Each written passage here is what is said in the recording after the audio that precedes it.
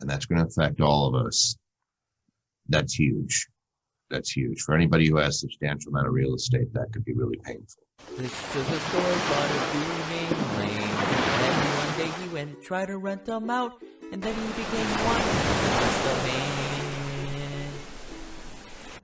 Hey, Simple Passive Cashflow listeners. Today we have Toby Mathis here, a partner at Anderson Advisors, the guys who got me to pay no taxes. Thanks again, Toby, for that. Although I was the one putting in a whole bunch of money into deals powering the economy through the pandemic. So I'd say I earned it. We didn't do anything. We just point you to where they incentivize you to invest in real estate. Exactly. You do the rest. So today we are coming to you post-election, and things are pretty early still, but we're going to be looking into the old crystal ball here and make some speculations on where some of the tax laws are going and maybe what strategies you guys can be looking towards to maybe even we got to pull the trigger before the end of the year, right? Possibly.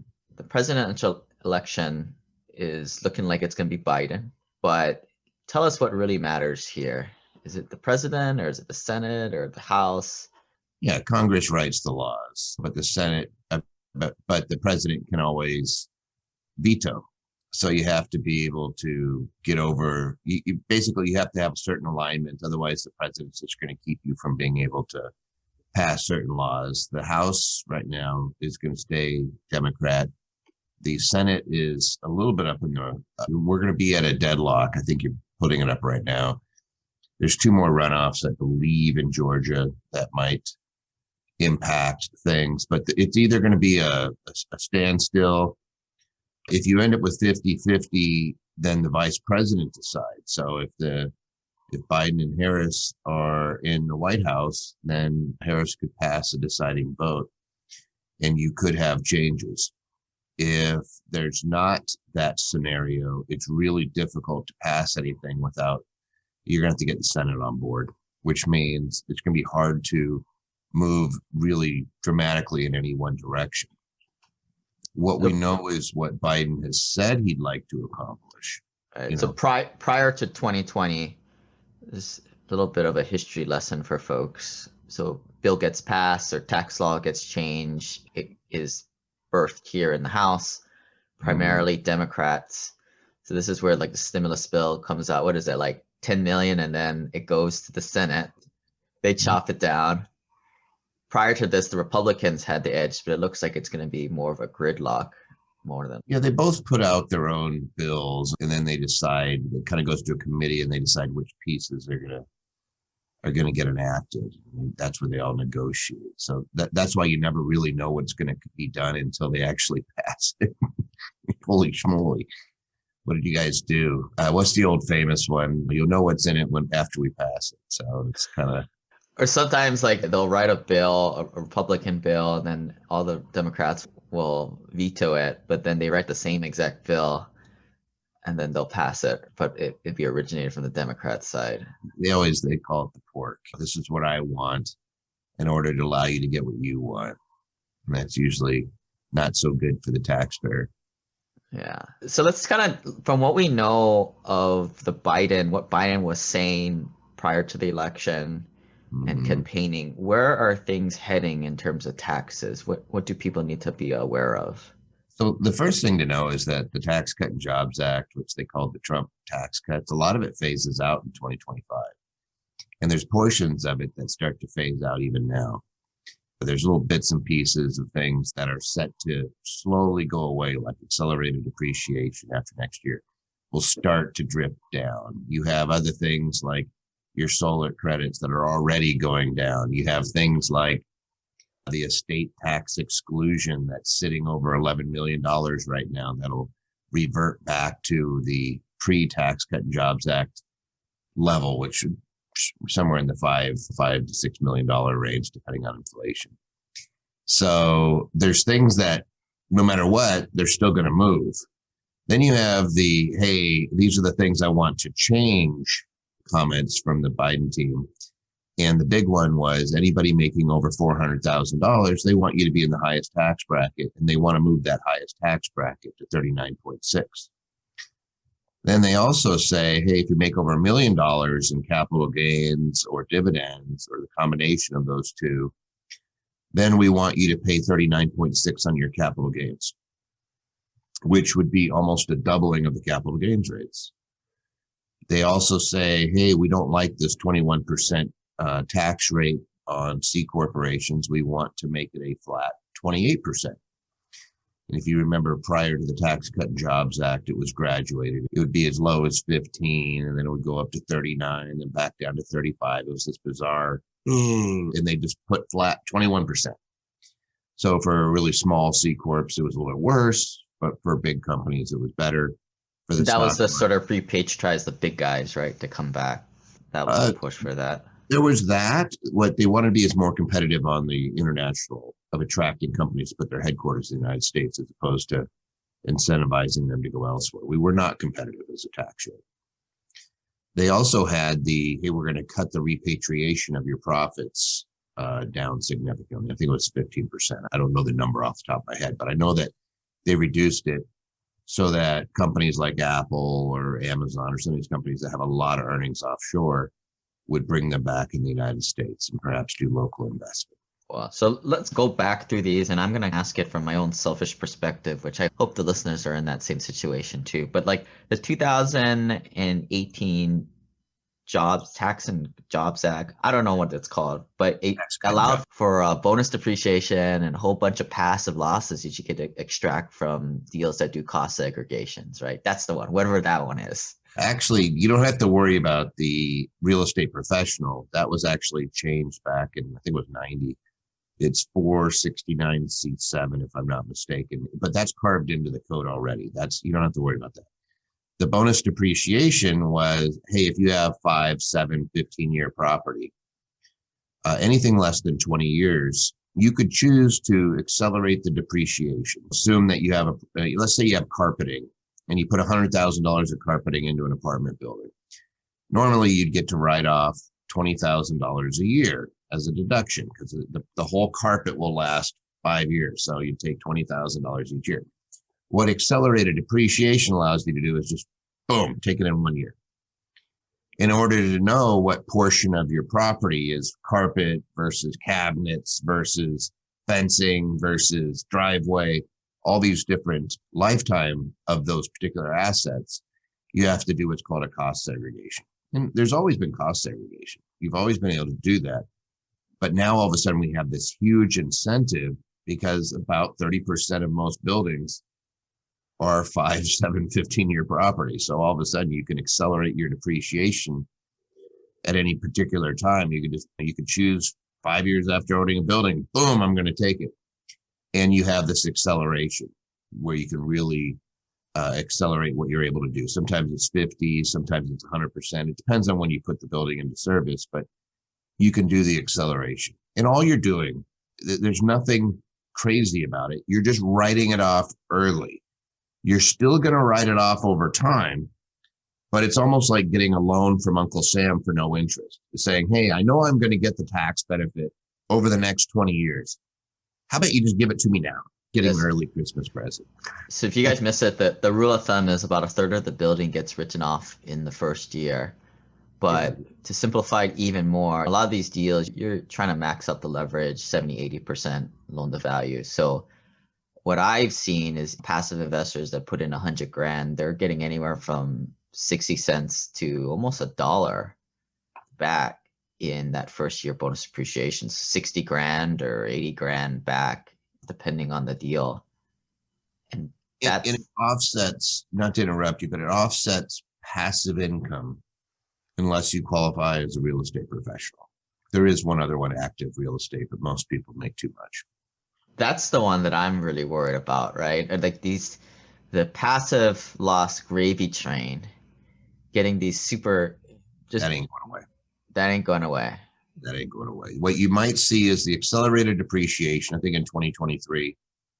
So in 3 years, 2 years, really, we'll start to go down to 80%, then it'll drop to 60%, and then go down from there. I'm not certain, but it may. I haven't looked at it in so long, Lane. It's probably, if it goes away completely, I'd be shocked.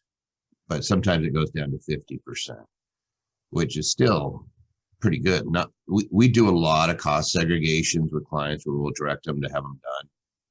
Not always do we accelerate the depreciation, especially not on the 5-year property. Sometimes you just let it spread because unlike you, like you're a real estate professional, you had massive amounts of deduction, but it doesn't help you to get really to zero because the lower tax rates are pretty low. Like I'm okay paying 12%. I'm okay paying 22%. What I'm not okay is paying 39.6% on rents. I'm not okay paying 37%. I'm not okay paying 32%. Like it's getting too high plus my state. So sometimes it's just about making sure that you're hitting that number. So I tend to look at 200,000 and say, if I can keep people around $200,000 a year, that tax hit's not going to be so extreme. You get up into the 500,000, 600,000 range, every dollar, so much of it is being taken away from you. For every dollar you make, let's say we had the Biden plan. For every dollar you made after $1 million, if somebody was taking 60% of it, and that's really what it gets up to. If somebody's taking that much away from you, you probably don't have much incentive to make money, and it's hurting because it's not always cash that you're receiving. Sometimes it's profit that's flowing down via K1 or your investment. You don't have the cash. Now you have to liquidate assets to pay the tax bill. And that's what we want to make sure that you're never in that situation. Yeah. So sometimes I think, just to summarize what Toby's saying, you have to be strategic on how you use those passive losses. You don't want to burn your AGI down to zero. Sometimes it's good to pay a little bit taxes. You can't help it because you're the sponsor and you're leveraging up. So you're going to get these massive deductions.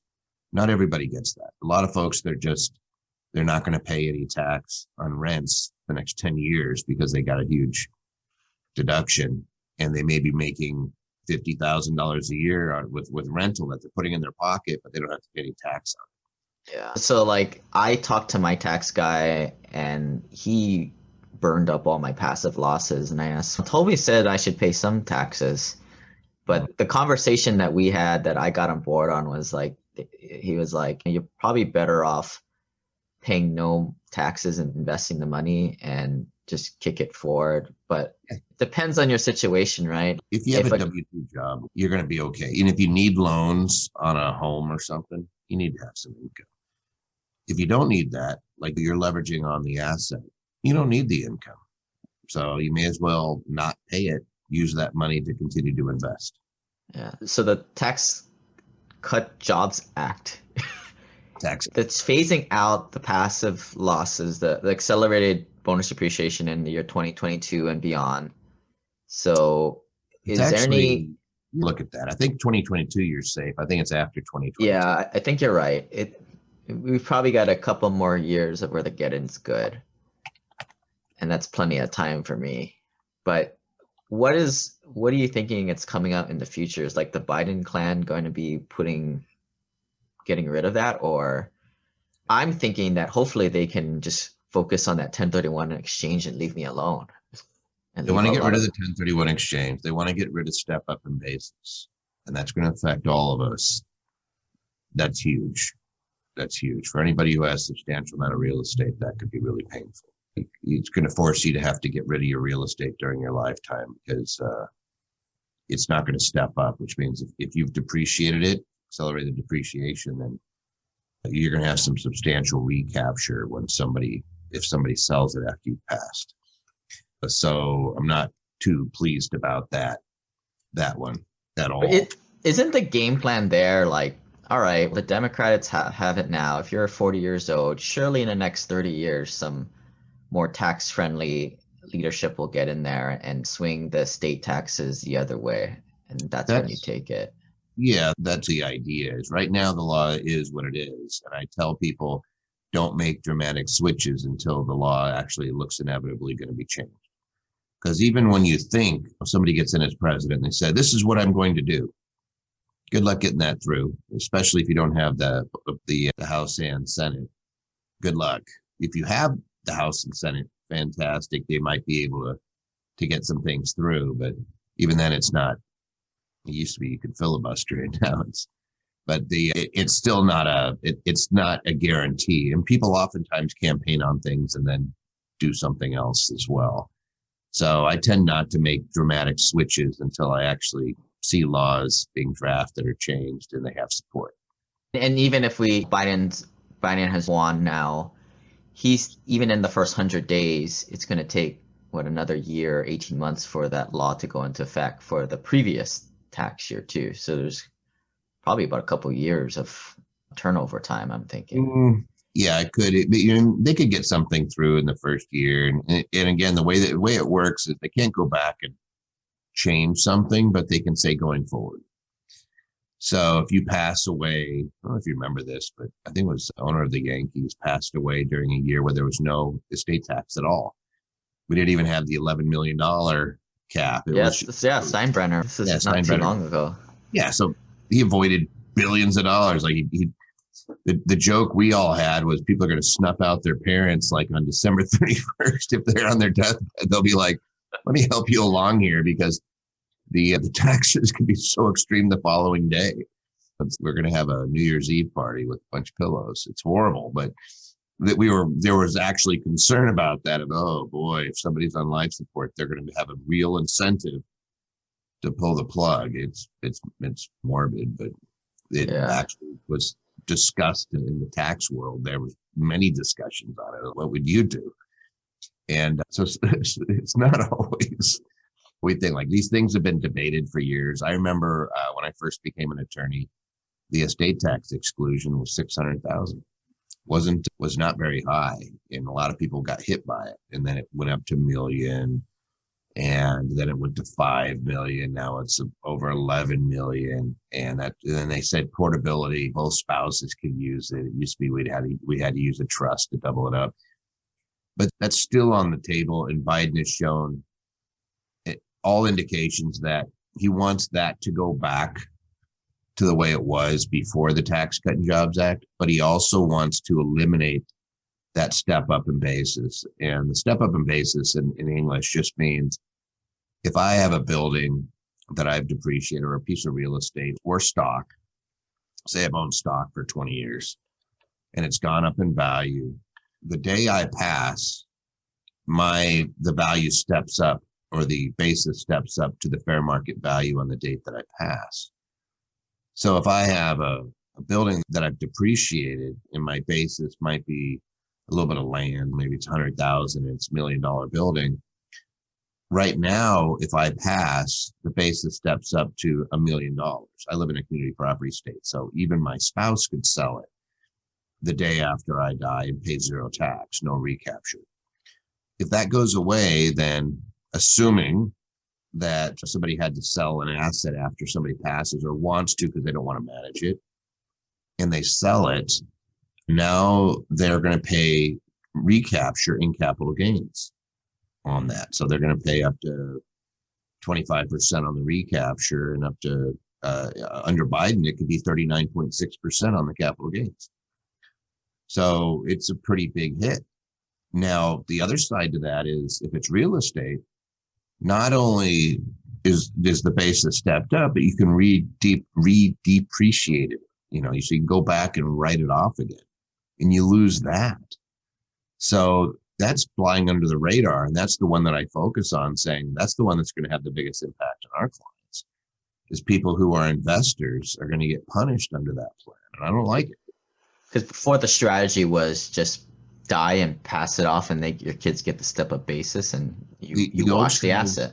Yeah, the old strategy was accumulate real estate and stock in capital assets, 1031 exchange your real estate into more real estate, lever it, use the proceeds if you need to for other things, and then pass away, and you don't have to worry about any tax. And they could either depreciate it, so they're not going to pay any tax on any of the rents for a long time. So you're going to depreciate it again after they've passed at that higher amount, and all of a sudden they're getting huge tax benefits, or they sell it and they pay no tax. And so there was always that kind of the silver lining, especially in community property states where the first spouse, everything steps up. Dad passes and mom can sell the stock and not have to worry about getting hit with capital gains. Now, mom could be getting hit with as much as 39.6% federal, plus the net investment income tax, which is 3.8, plus their state taxes, which can be as high as 13%. So you could be in a scenario where you're paying 50 some odd percent. It gets a little ridiculous. So is the solution either to wait until a different party is in there and changes the law again, or some kind of dynasty trust or a trust that irrevocable trust that owns the assets, so it never ever does a step up? Yeah, that's a tough one because no matter what, if I put it into trust, the basis is the basis. I'm done. So there's really not much of a strategy on the step up.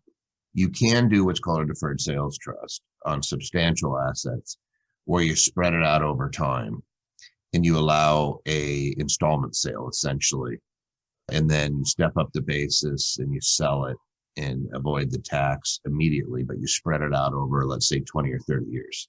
So there's still some strategies that you can do to lessen it. Realistically, under those circumstances, it's just you're sitting down going option A, B, C at the time. I've seen people make changes where they were scared to death. So I'll give you a good example. I had a client, it was siblings. So there was 5 siblings, and the dad had a office building. And this particular office building was in Ohio, but it had substantial value. So they were worried about the estate tax. So he started giving away interest in the building was in a limited partnership. So this is back in the day when limited partnerships ruled the world and not LLCs. And he would give his kids these interests. So he transferred the entire building to his children before he passed. He'd owned that building for going on 40 years. The basis was tiny. And then when he passed, it was in the year that they had the unlimited estate tax exclusion. So there wouldn't have been an estate tax at all. And he would have still been underneath the threshold. It was a multi-million-dollar building, but he had given it all to his kids. So his kids said, hey, we're going to sell it now. Their basis was his basis, which was almost zero. So they got hit with this huge tax bill that would have been avoided completely had he just done nothing. And so I tend to look at attorneys that are pushing people to do huge gifts or make big changes. And I say, don't do that. You don't know what the future is going to be. You could really hurt yourself. And those kids, that hurt them. They were like, there was a little bit of a dispute over whether they wanted to keep it and operate it. But it was like they didn't have the depreciation. So they actually had income coming in off this thing. And they were like, oh my gosh, they had to do some fix up on it. There was some capital call issues. And so they decided they wanted to sell it. And instead of getting $1, they were getting 60 cents. Yeah. And because it's not cheap to sell a building, you're paying the commission, you're paying the real estate tax, the closing costs, and all these things that eats away. Plus you're paying long-term capital gains on that thing. And you have a lot of recapture on the original building and the improvements that they had done thereafter. It ended up really hurting them. And it was shocking to look at it. And then I'm talking to the accountant who advised him the whole time. And I could tell he was like, oh, that was what the dad wanted to do. They overreacted to these law changes. It's similar. You never know, right? Like a lot of this is an art form. You never know what's going to happen. You got to stand there and play goalie, and you don't know which way they're going to kick it. Yeah. In this situation, it makes sense to procrastinate. And it reminds me of one of my biggest pet peeves is like my clients, they always want to file their taxes in April. What are you doing? Just wait till October. That's when it's really due. Like just sit back and wait as long as you can. What I had a guy yell at me. He wanted us to file the S Corp in March. And he goes, I've never been late. And I said, you're not late. You're entitled to an automatic extension that'll take us out to September. And he goes, I have never used that. I've never been late. And I kept saying, look, your tax payment is due on April 15th. You had probably some quarterly taxes due. Like, as long as you're paying that, We're not worried about penalties or interest, right? Their tax return itself has an initial due date of March 15th that you can automatically extend. You don't have to ask for permission. You just say, I'm going to use my extension. He forced us to do it. And then it goes close to September, and he had made more than he realized. And he had a 401k, and he had taken a really substantial salary. And I said, the sad part is we could make a pretty sizable contribution to your 401k for last year, but we can't do that now. He goes, why can't we do that now? And you go, because you forced me to file the tax. Well, this idiot came in and told us to do this. From that point forward, we didn't have to have that conversation anymore. Yeah. It's usually the A students that think you want to do that. There's a few that sometimes you beat your head against the wall. The other one was they'll change K1s. So you're a syndicator. Sometimes things change during the summer.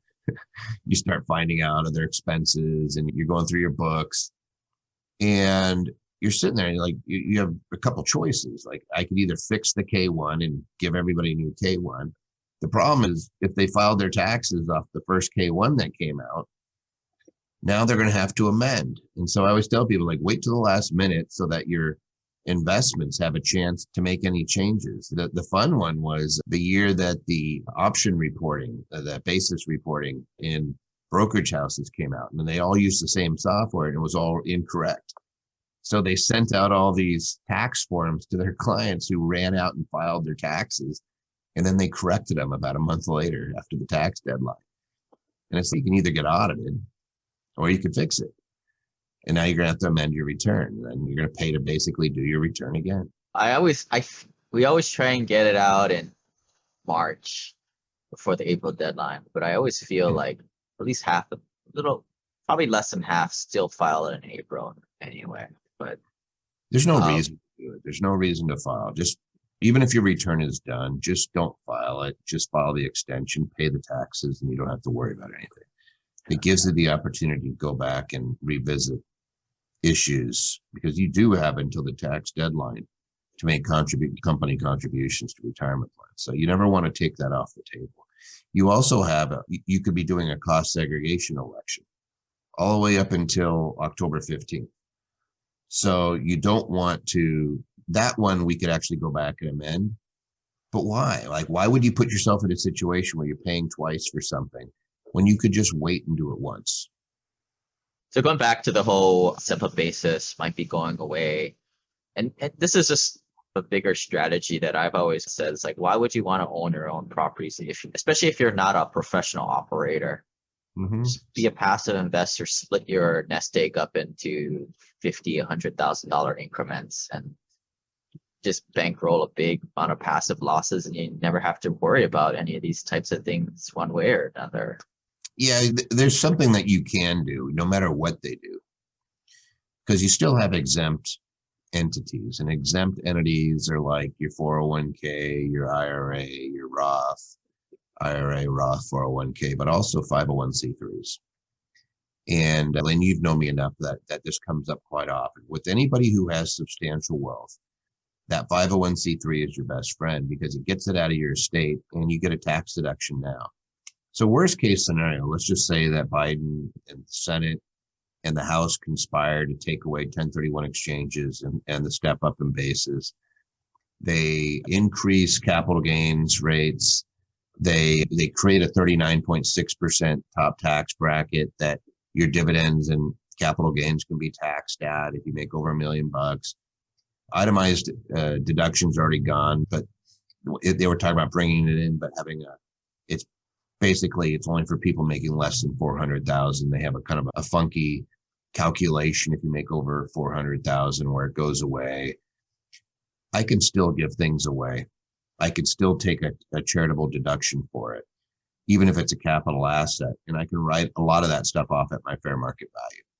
Once it's in a 501c3, I'm not worried about step up or estate tax or anything again, because it's not mine. And my heirs still have access to it. So those types of strategies will become even more important, which just means there's only so much stuff I need to own personally and have access to personally. Sometimes it's better to get it into a vehicle where we never have to have these conversations ever again. the vehicle doesn't pay tax. And I love those because the only conversation I have with people then is, how much do you want your kids to be able to take out of the business? And we know it has to be a reasonable amount. So nobody's going to be buying Lamborghinis off of your estate. Nobody's going to be able to go in there and just rape and pillage your estate. The best scenario is they're operating something that's that you created, and they're able to take a salary for the rest of their life, and then that can go to the next generation. Right. So what Toby is talking about is creating a nonprofit, creating that estate, and being able to, what if a guy wants, maybe not a Lamborghini, but he wants to take a $200,000 salary for his kids, buy a Camry in the process. Now you have to pay taxes on that, right? Yeah, they pay tax as it comes out. And I'm not talking about private foundations either here, guys. There's a lot of things that qualify as real estate, as a charitable activity in real estate. Veterans housing, low-income housing, HUD housing, moderate income housing, housing for, you fill in the blank. If it's a disadvantaged group, single moms, we've seen it all, residential assisted living. You can own a substantial amount of real estate. Or if you're actually operating a charity, doing something else, it's allowed to own passive real estate. So like the California Teachers Union owns a ton of, like, lots of buildings. That's their prime, like they have a lot of investments in things. But what is it there for? It's a retirement plan for teachers. It's an exempt organization. So there's lots of those. And there's a misnomer that somehow that money is never for your benefit. No, you can take a salary. You just can't take the profit out. It's called private annulment. It can't go to the benefit of any private individual, the profits. So I can't just take it. What I can do is continue to operate it for what I set it up for. And it's going to grow, and it's going to grow extensively. And then you pay people a reasonable salary is very subjective, depending on how much you want to do. And yeah, then they pay taxes, they take that out. But if they don't need the money, which is what I see, I'll tell you, because we've done over 4,000 of these, it's a one-way road. People tend to put money into the charities. They take very little out. And most of the kids that I've seen as we transition, because we've been doing this over 2 decades, you start seeing a situation where the kids actually can get behind it, and then they're using it to lower their tax brackets as well. I haven't seen it where people are taking ridiculous amounts of money or trying to get access to money, because they're investing through that vehicle. And I like it because all these conversations become moot. As they say, well, how much tax am I going to be paying? None. You want to give it a house? You're going to write off the value of the house against your gross income. What? I've owned this house for 20 years and I only paid $100,000 for it. Now it's worth $500,000. Yeah, you get to write off the $500,000. There's an adjusted gross income limit of 30%. So maybe you're going to write it off over 3 or 4 years, but you're still going to get a pretty sizable deduction. People have a hard time getting their head around that. And then that asset is in there and it never pays tax. You don't have to worry about who dies or any of that stuff. I just find that for the affluent, the people that have a lot of money, that is something that they definitely should be looking at. When you're in real estate, like the type of real estate you do, Lane, the tax benefits are so ridiculously good right now. You don't need to. But after you've used a lot of the tax benefits for you, if they take them away, then you still have an alternative without doing anything crazy.